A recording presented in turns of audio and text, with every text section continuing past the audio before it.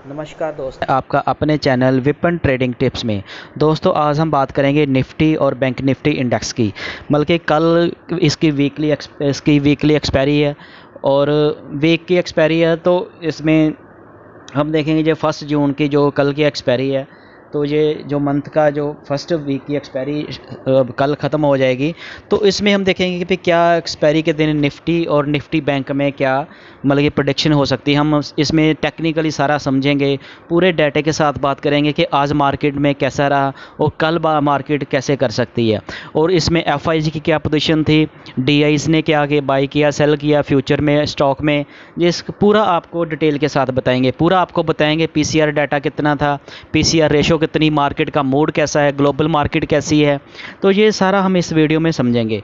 तो अगर दोस्तों आप मेरे चैनल पर नए आए हैं तो सबसे पहले आप मेरे चैनल को सब्सक्राइब कर लो। अगर आपको ये वीडियो मेरी अच्छी लगी तो इसको फिर लाइक करना और अपने दोस्तों के साथ शेयर भी करना। तो दोस्तों, वीडियो बहुत ही इन्फॉर्मेटिव होने वाली है, तो वीडियो के एंड तक बने रहे, वीडियो को अच्छी तरह से समझे। क्योंकि जो भी लोग इसमें इंडेक्स में मतलब ट्रेडिंग करते हैं, निफ्टी और निफ्टी बैंक के इंडेक्स में ट्रेडिंग करते हैं, स्टॉक में करते हैं, वो सारा आज मैं आपको स्टेप बाय स्टेप सारा डाटा बताऊंगा। अगर ये सारा डाटा आप देख के पढ़ के अगर कुछ भी मतलब कि इंडेक्स में ट्रेडिंग करते हो, बाई करते हो, कॉल पुट बाई सेल करते हो, कुछ भी करते हो, तो आपको उसमें इस डाटे से आपको काफ़ी हेल्प मिलेगी। तो मैं दोस्तों आपको ये सारा कुछ इस वीडियो में बताऊंगा, तो वीडियो के एंड तक बने रहे। दोस्तों, सबसे पहले बात करते हैं आज। दोस्तों, आज जो निफ्टी है, निफ्टी आज लगभग एक पूरा 100 पॉइंट जो नीचे गया, मतलब कि गिर गया। ये देखिए, जहाँ से मार्केट का जो प्रीवियस था, कल की बात करें तो मार्केट कल इसका क्लोज हुआ था 18,633 पे। तो आज मार्केट ओपन होता है 18,594 पे। तो इस आज के दिन ही मार्केट में बस उसके बाद थोड़ा सा हाई बनाया, 18,603 तक गया। तो उसके बाद मार्केट ने आज लो जो 18,483 बनाया। तो बाजार उस 18,483 से बढ़कर अंत में लास्ट के टाइम पे ये देखिए सारा दिन बाजार जो नीचे नीचे ही रहा। तो उसके बाद मार्केट में बीच में मार्केट में काफ़ी मतलब के जो ट्रेडर थे उनको बीच में मौका मिला। ये देखिए, जहाँ पे आप देखेंगे बाजार थोड़ा सा जो निफ्टी है थोड़ा ऊपर नीचे होता रहा। तो जो जिन्होंने स्विंग ट्रेडिंग थोड़ी की होगी ट्रेडिंग, उन्होंने इसमें बेनिफिट लिया होगा। तो दोस्तों, बात कर रहे हैं एंड में जाके, ये देखिए जहाँ पे जाके थोड़ा बढ़ के थोड़ा सा नीचे आ गया। तो इसकी बात हम कर रहे हैं, तो हाई इसने कितना बनाया, 16,603 का, और लो इसने बनाया 483 का, 18,400। तो दोस्तों, इसका जो इसके पीछे की क्या रणनीति है, अब आगे हम इसका पूरा समझेंगे। टेक्निकल इसके चार्ट पे जाएंगे, इसके चार्ट पे समझेंगे, इसकी कैंडल से समझेंगे।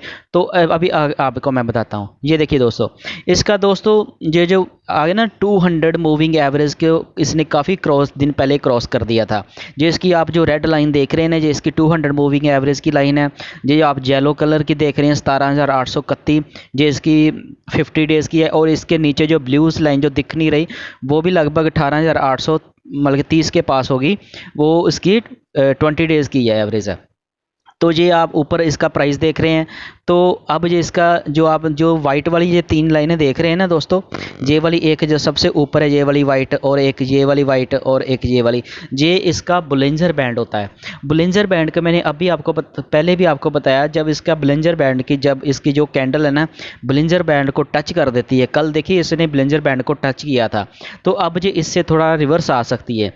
तो एक बात दोस्तों, आप देखें इंडेक्स ने निफ्टी के इंडेक्स ने कहीं पे कोई गैप नहीं छोड़ा था। ये मार्केट जो जैसे 1 महीने से 1.5 महीने से बढ़ती जा रही है, तो बड़ी स्मूथली बढ़ती जा रही है। किसी दम इसने एक झटके से ऊपर से नहीं, कई बार होता है मार्केट ना अपना गैप छोड़ देता, तो गैप को फिल करने के लिए मार्केट फिर नीचे आती है। तो जहाँ तक हम अगर हम एक किसी गैप की बात करें, तो सिर्फ ये जो है ना जहाँ पे एक गैप वो दिख रहा है, बस ये छोटा सा गैप है यहाँ पे ये वाला। तो ये गैप फिल करने में मतलब अगर मार्केट जहाँ तक आती है तो इसके बहुत चांस अभी कम है, टाइम लग सकता है। तो सबसे पहले दोस्तों हम जो इसके बुलिंजर बैंड की बात करें, तो इसका जो बुलिंजर बैंड है वो उसकी जो अपर लाइन को उसने टच किया कर दिया था कल। तो अब जो बाजार है उस हिसाब से देखा जाए, जो टेक्निकल चार्ट से हिसाब से देखा जाए, तो अब ये इसकी जो मिड लाइन है 18,325, बाजार एक दिन कुछ दिनों के लिए, चाहे कल चाहे परसों चाहे मंडे को, अब एक बार बाजार जहां पर आ सकता है, 18,300 तक आ सकता है। तो 18,300 को अगर इसने क्रॉस करके नीचे आ जाता है तो फिर इसके जो लोअर बिलिंजर बैंड के ना 18,000, एक बार फिर 18,100 कर सकता। अगर जहाँ से टच करने के बाद ही ऊपर को थोड़ा सा मूव कर जाता है तो इसमें फिर एक अपना जो और भी हाई बाजार बना सकता है। तो दोस्तों ये सारा कुछ देख के ही मतलब कि जो भी ट्रेडिंग वो करनी चाहिए। अभी मैं आपको इसका आगे का बताऊंगा, अभी आप इसको देखिए। तो आज जो सबसे ज़्यादा जो कौन से शेयर थे जो इंडेक्स के जो बहुत ज़्यादा बड़े थे और बहुत ज़्यादा गिरे थे, तो इसका दोस्तों पहले मैं आपको बताता हूँ इसका पीसीआर। अभी आपको मैं पहले बताता हूँ। देखो भारती एयरटेल, आज भारती एयरटेल ही 3%, तीन लगभग 4% आज इससे ऊपर बढ़ा हुआ था। कोटक महिंद्रा की बात करें तो कोटक महिंद्रा भी आज 2% ऊपर था। ब्रिटानिया बहुत ही अच्छा एफएमसीजी की कंपनी का शेयर है, लगभग 2% ये भी ऊपर था। सन फार्मा ये इसने भी आज काफ़ी देर के बाद अभी इसमें मूवमेंट आ चुकी है, मैंने पहले भी इसको कवर किया था। एसबीआई लाइफ की बात करें तो ये भी आज लगभग 2.25% ऊपर था। टेक महिंद्रा की बात करें आईटी सेक्टर की, ये भी ऊपर था। एशियन पेंट की बात करें तो ये इसने भी लगभग 1.5% का हाई बनाया। टाटा मोटर की बहुत ही अच्छी कंपनी, बेहतरीन शेयर है इसका, ये भी 1.5% आज ऊपर था। एचडीएफसी लाइफ की बात करें तो ये भी आज लगभग 1.25% ऊपर था। ये पहले ऊपर था, थोड़ा सा नीचे आ गया बाद में। तो टाटा कंज्यूमर प्रोडक्ट की बात करें तो ये भी लगभग 1% ऊपर था। बीपीसीएल ये भी लगभग 1%, 8.6% ऊपर था। तो जो दूसरा टेक एससीएल टेक की बात करें तो वो भी लगभग 0.8%। टाइटन कंपनी ने काफ़ी दिनों से काफ़ी अपना मूव हाई भी बनाया था इसने, आज फिर इसने लगता अपना हाई बना दिया 250 से 223 रुपये। तो अडानी पोर्ट की बात करें, अपोलो हॉस्पिटल दोस्तों मैंने पहले भी कवर किया था, ये देखिए कितना ऊपर चला गया share. Nestle India, Hindustan Unilever और विप्रो, लगभग आज निफ्टी के बहुत सारे जो शेयर थे वो ऊपर ही थे। तो गिरने वाले कौन से शेयर थे? गिरने वाले शेयर में से सबसे आगे था वो था ओएनजीसी। दोस्तों ओएनजीसी की मैंने 2 दिन पहले भी वीडियो बनाई थी जब इसके Q4 के रिजल्ट आए थे।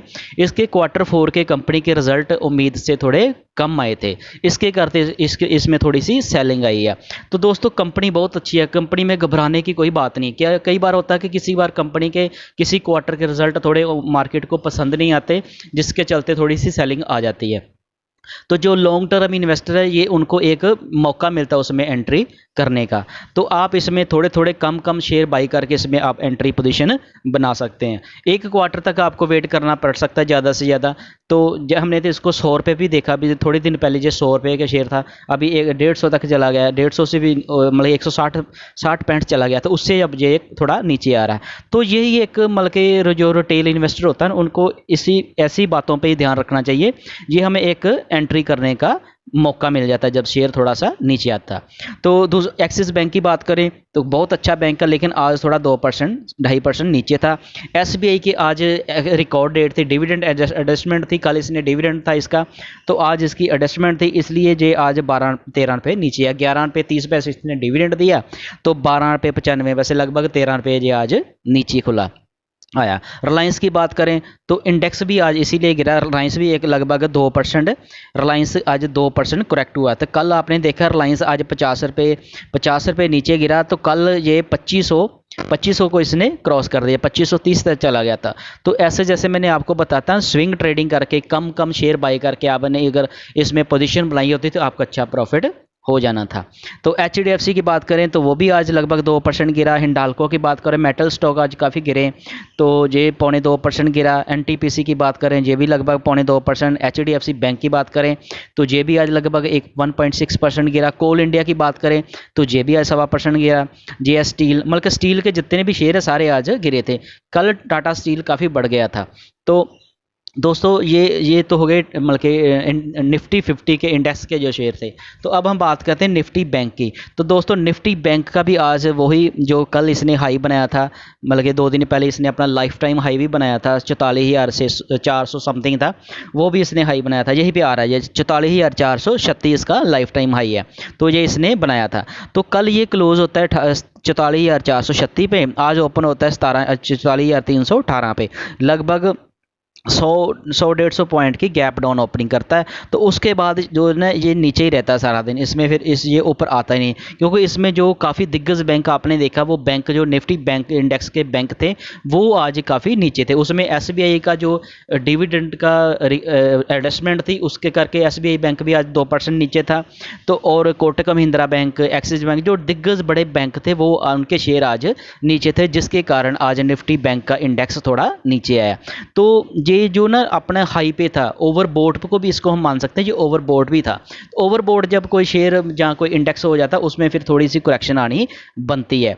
तो तभी मैं आपको बोलता हूँ कम कम शेयर से क्वांटिटी से आप ट्रेडिंग करें, जहाँ स्विंग ट्रेडिंग करें, तो आपको कभी इतना ज़्यादा लॉस नहीं होगा। प्रॉफिट बेशक चाहे थोड़ा कम हो, लेकिन आपकी अपनी जो कैपिटल है वो बचनी चाहिए, उसको लॉस नहीं होना चाहिए। ये भी एक बहुत बड़ी बात होती है।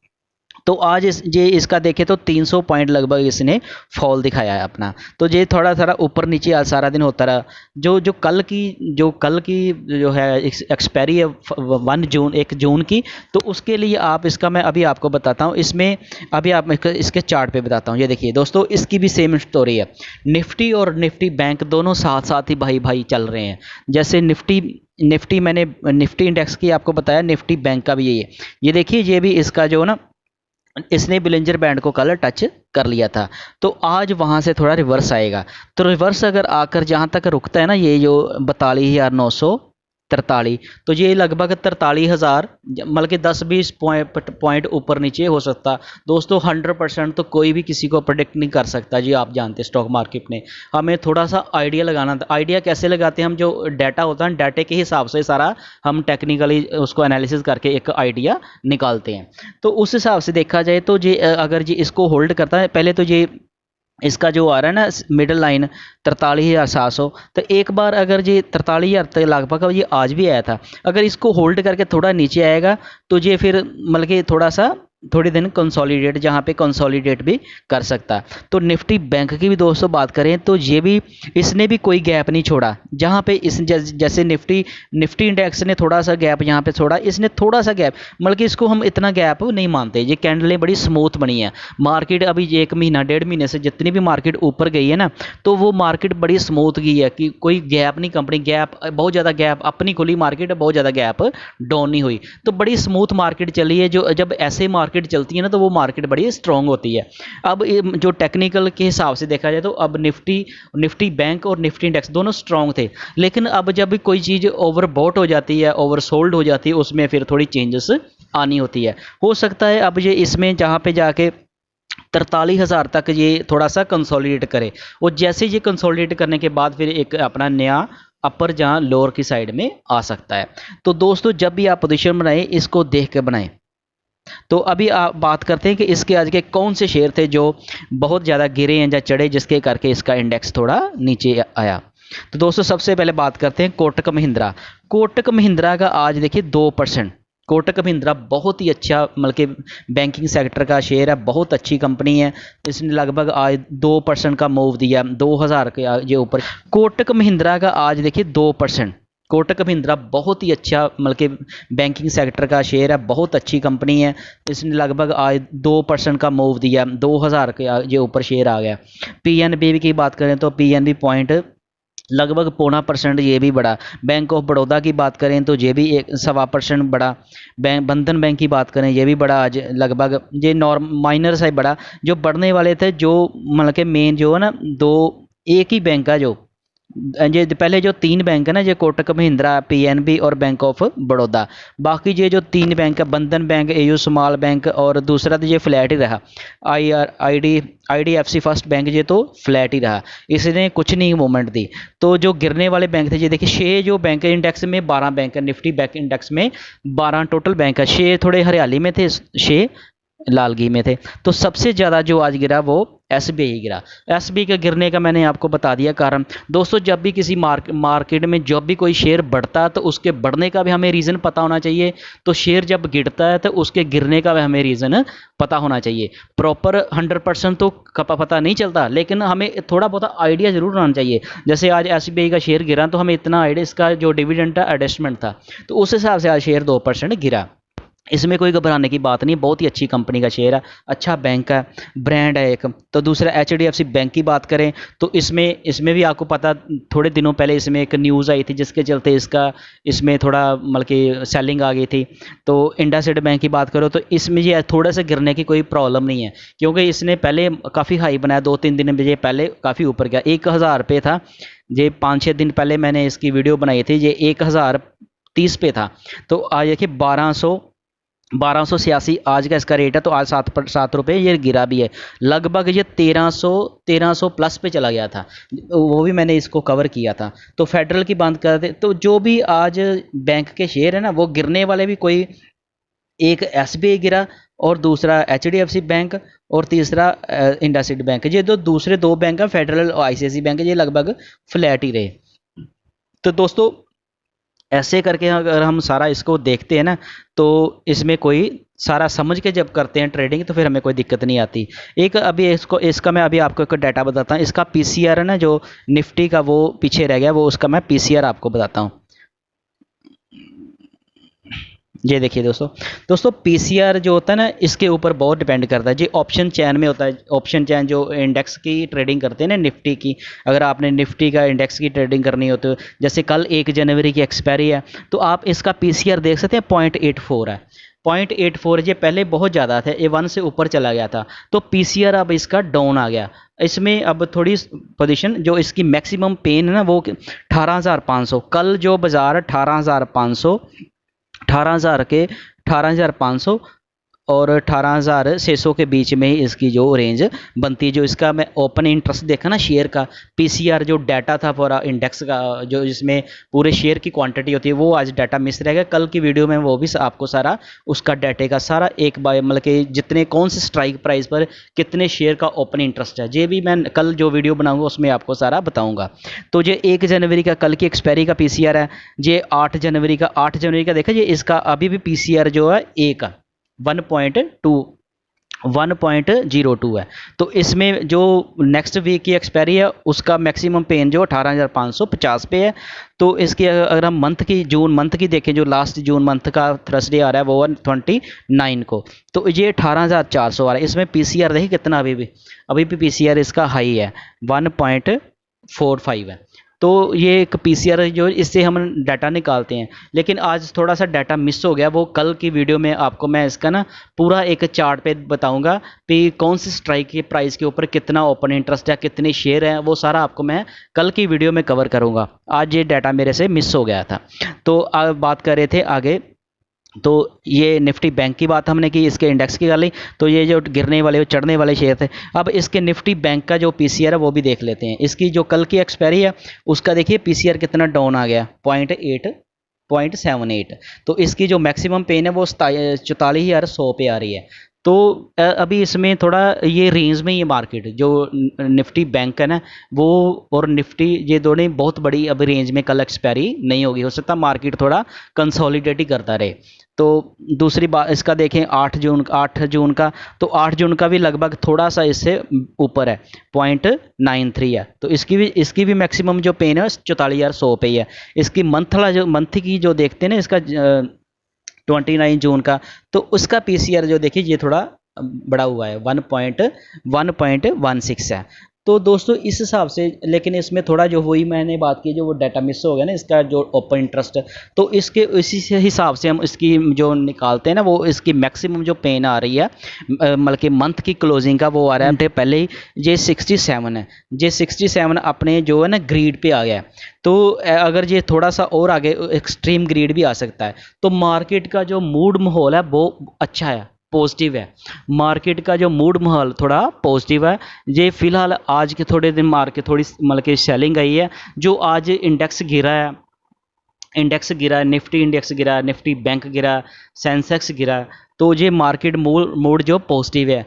तो ये गिरने के पीछे बहुत सारे कारण होते हैं। वो क्या होते हैं, जो FIs होते हैं, ग्लोबल मार्केट में क्या चल रहा है, डॉ जोन की क्या एक्टिविटी है, तो एशिया बाज़ार, यूरोप के बाज़ार, हमारे यूएस के बाज़ार, डॉ जोन्स, नैस्डैक, जितने भी यूएस मार्केट के इंडेक्स हैं, तो उसमें क्या एक्टिविटी चल रही है, कैसी क्यों न्यूज़ आ जाती है। जो पॉजिटिव न्यूज़ आती है तो मार्केट ऊपर जाती है, नेगेटिव न्यूज़ आती है तो मार्केट नीचे आ जाती है। एक अलग होता है। दूसरा होता है जो मतलब कि कोई भी शेयर, किसी को कोई शेयर सेल कर देता है तो उसमें गिरावट आ जाती है। डिमांड बढ़ती है, जब बहुत सारे लोग जब शेयर को बाई करते हैं तो डिमांड बढ़ती है तो उसका रेट बढ़ जाता है। तो जब बहुत सारे लोग शेयर को बेचते हैं तो सप्लाई आ जाती है तो शेयर जो नीचे गिर जाता है।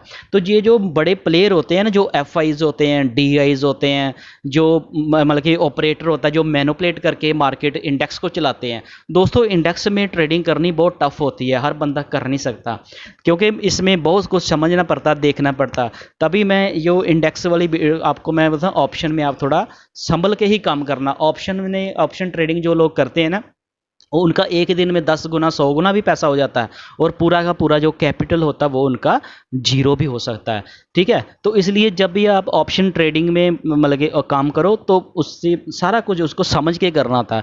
मतलब कि थोड़ी सी भी अगर कोई हमारी गलती होगी, हमने देखा ना, हम स्क्रीन नहीं देख पाए या कुछ नहीं था, देखना पड़ता है। इसलिए ऑप्शन ट्रेडिंग के पीछे तो उसमें जो ना मैनिपुलेटर होते हैं, मैनिपुलेटर को जो बड़े प्लेयर होते हैं, एफ आईज होते हैं, डी आईज होते हैं, और ऑपरेटर होता है। ऑपरेटर को पता होता है, जैसे ऑपरेटर ने मान लीजिए कि कल अगर पुट को ज़्यादा लॉन्ग पोजीशन बनाई है तो उस हिसाब से मार्केट चलेगा, और उसने शॉर्ट किया तो मार्केट उस हिसाब से गिरा देगा। तो ये उस हिसाब से ही मार्केट चलती है। तो इसमें जो छोटा निवेशक होता है ना, जो रिटेलर, आप और मेरे जैसे जो लोग होते हैं, वो फंस जाते हैं।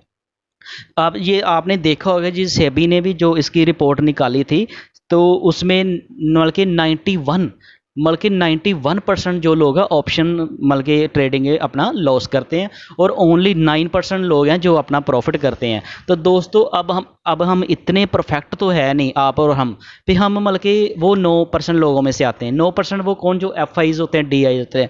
उससे बचने का बस एक तरीका होता है कि थोड़ी सी हमें जानकारी रखनी होती है।